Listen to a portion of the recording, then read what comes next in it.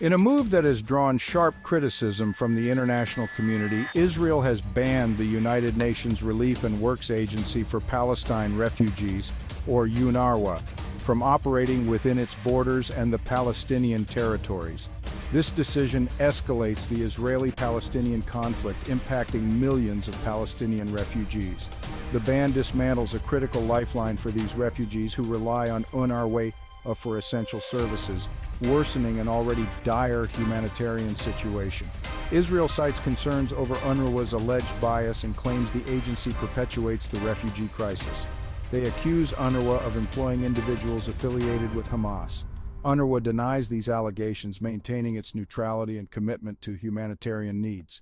The international community condemns the ban, warning of its devastating humanitarian consequences. Critics argue the ban violates international law and Israel's obligations to ensure the well-being of the Palestinian population. Established in 1949 following the 1948 Arab-Israeli War, UNRWA is a unique agency with a specific mandate to address the needs of Palestinian refugees. Unlike the UNHCR, which caters to refugees globally, UNRWA focuses solely on Palestinians displaced by the conflict. This unique mandate stems from the complex political realities surrounding the Israeli-Palestinian conflict and the unresolved status of Palestinian refugees. For over 7 decades, UNRWA has served as a lifeline for generations of Palestinian refugees. The agency provides essential services including education for over 500,000 children, healthcare through a network of clinics, and crucial social assistance programs. It offers vocational training, microfinance initiatives, and emergency relief during times of conflict and displacement. UNRWA's work has been instrumental in providing a safety net for these vulnerable communities, offering them access to basic necessities, opportunities for personal development, and a sense of hope for a better future. Despite facing chronic funding shortages and operating in a highly politicized environment, UNRWA has remained steadfast in its commitment to alleviating the suffering of Palestinian refugees and advocating for their rights. Israel's decision to ban UNRWA is rooted in a long history of distrust and animosity towards the agency.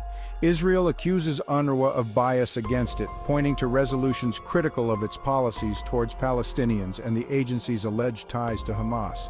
They argue that UNRWA's existence perpetuates the Palestinian refugee problem by sustaining a narrative of victimhood and hindering the search for a lasting peace agreement. One of Israel's primary concerns is UNRWA's classification of Palestinian refugees, which includes descendants of those originally displaced in 1948. This definition, they argue, is significantly broader than that used for other refugee populations and contributes to the growth of the refugee population, making a resolution to the conflict more difficult. Furthermore, Israel alleges that UNRWA schools and facilities have been used for militant activities by Hamas. They point to instances where weapons have been found in UNRWA schools and accuse the agency of employing individuals affiliated with Hamas. These allegations, however, have been met with mixed responses. While some investigations have substantiated claims of Hamas using UNRWA facilities, others have found no evidence to support these accusations.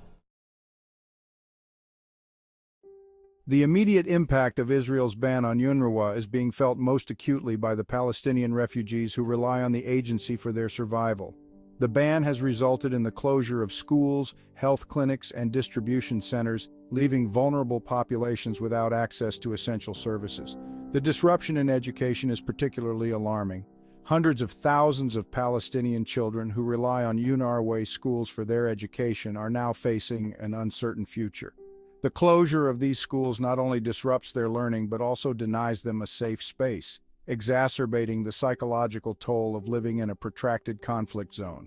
The healthcare system, already strained by years of conflict and underfunding, is on the verge of collapse.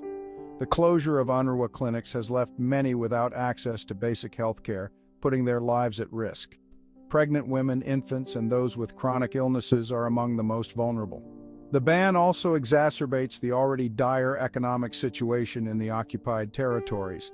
UNRWA is a major employer, and its closure has resulted in job losses, further crippling the local economy. The loss of income for these families deepens their poverty and pushes them further into despair.